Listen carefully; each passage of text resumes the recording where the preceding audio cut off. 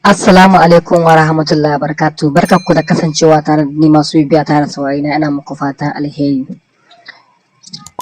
Kwanan nan ne dai muka sami labarin cewa ƙasar Benin ta kama wasu ma'aikata na Nijar wanda suke daga cikinsu akwai mataimakiyar daraktan mai na Nijar wanda sun ka tahi ƙasar Benin, inda hukumomin ƙasar Benin suka kama su, sun kace sun kama su da niyyar shiga wannan ma'aikata da niyyar yin zamba.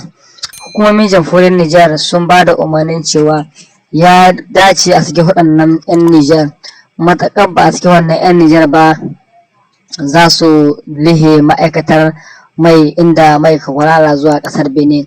Lallai labarin da muke samu daga manema labarai na cewa ministan mai na Nijar Muhammad Mustapha Barkai ne yi wannan bayani.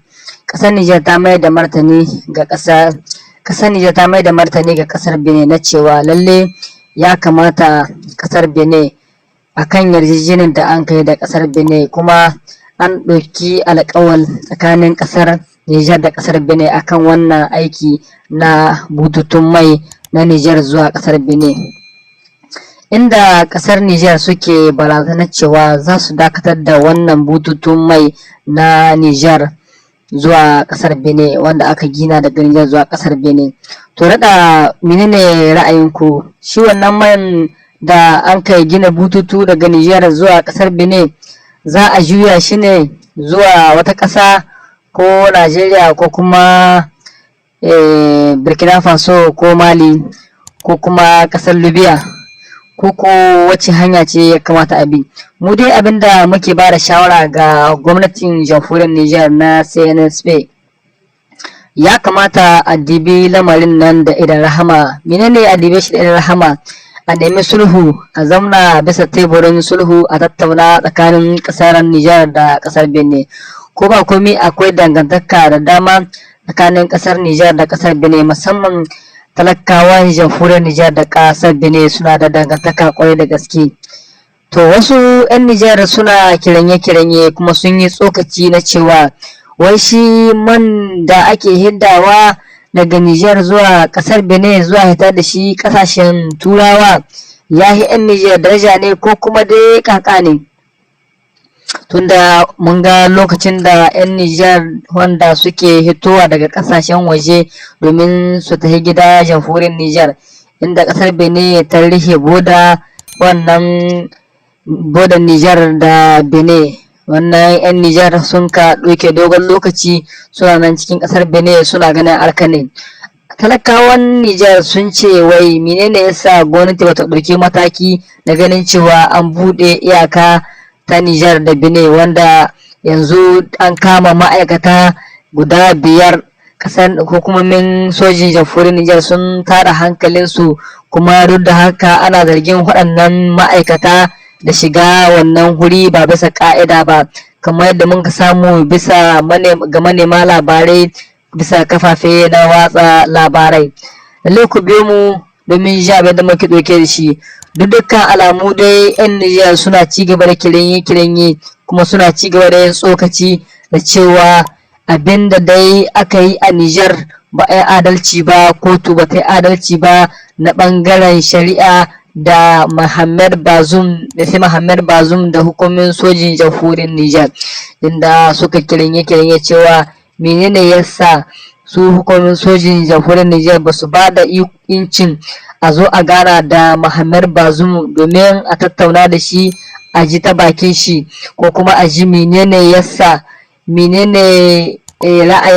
zai bada sakamakon wannan shari'a da za a yi. Mun gode yadda kuke mana a kowane lokaci, ku mana sharing da lakin. Idan farko ne ku kasance a farkon tasha shiga wannan shafin namu mai albarka Media TV, ku danna mana subscribe, ku lakin, ku share. Mun gode yadda kuke mana a kowane lokaci. Ku biyo mu don yin abin da muke dauke da shi. Muna dauke da labarai daban-daban, ra'ayukan jama'a da sun ka bada dangance da ƙasar mu jamhuriyar Nijar. Lalle wannan labarai da muka kawo muku a daidai wannan lokaci, ku dinga bibiyan mu a shafin mu na YouTube Media TV domin jin labaran da muka kawo muku a kowane lokaci. Idan wannan bidiyo ya burge ku, kuma na sharing, ku rubuto mana ra'ayinku ƙasan comment da ba mu shawari. muna godiya kwarai da gaske da waɗanda suke ba mu shawarwari idan mun kai kuskure suka rubuta mana su faɗa mana kuskuren mu, waɗanda kuma suke ɓacin mu su ma dai mun gode da dukkan alamu suna bibiyar labaran da muke wallafawa a bisa shafin namu. Amma a madadin ɓaci ya kamata ku dinga ba mu shawarwari ko kuma ku neme mu ta wayar tarho domin ku ba mu wasu shawarwari waɗanda za mu gyara kurakuranmu, don saboda dukkan ɗan adam ba ya rasa kuskure ba kuma ya rasa wani abin da zai ga yayi kuskure a kan shi. Kenan in mun ka kuskure ku nuna mana ga inda mun ka kuskure domin mu gyara. Don haka muna kishin ƙasar mu ta Nijar kuma muna kishin ƙasar mu Nijar. Dukkan wani ɗan Nijar da zai ba mu shawara akan wasu abubuwa za mu diba mu gani shawarar da ya ba mu ta yi daidai da abin da muke yi ko kuma ba ta yi daidai ba. Fata alheri zuwa. A zo a kama mutum a liƙe mutum a ce kowa bai gani ne, babu lahilli, babu nala, babu komi, babu wani hukunci, babu kaza, ko sai da aka mutum gida a zo a liƙe shi a ce kowa bai ganin shi, a ce kowa ba zai gan shi ba.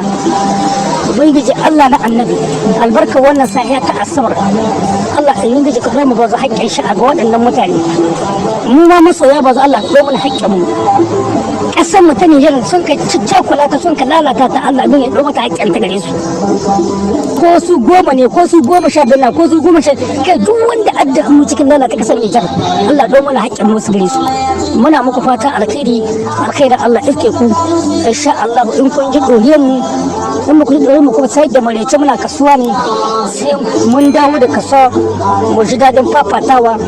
Wannan mutane da ku gani ko ba a son a zage su dole sai an zage saboda akwai abubuwan da suke yi wanda kuce ka'ida.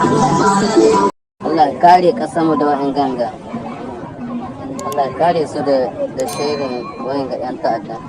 Wasu shari'a gata mu da an kace yau ana yi kaji an ce an hana ma wa'in gashin bazun su zo su tambo shi. Ko sun ka ce to su in ba su tambo shi ba wani wacce magana za su a yanke, wani hukunci za su yanke. Ana shari'a da mutum baka tambo mutum ba laihi ne kaka an kai kaka za ka shiga gaba kai mai abokan. Allah ubangiji na annabi ya saka muku da alheri masoya bazon, Allah saka muku alheri, Allah shi ba ku abin da kuka nema. Kun ta gida ne albarkar wannan sahiya ta asabar, kun ta gidan shi ta nema abin da ya ci, Allah shi ba ku shi wadai ta gidan shi kuma lahiya, Allah mai kasin Allah mai kada shi gidan shi lafiya. Ina muku fata alheri su Ali Manzo Washa, su Hassan mai yaƙi, su mai bataliya dan yama, insha Allah su Alasan a karkasa, insha Allah kuma da sauran dukkan dangin yan uwa. Muhammadu Abdulkadir mai dalili, muna maka fatan alheri kuma alheri Allah iske ka, muna tare da kai insha Allah rabbi, muna tare da dukkan yan uwa masu tare albarka da cikin wannan gida.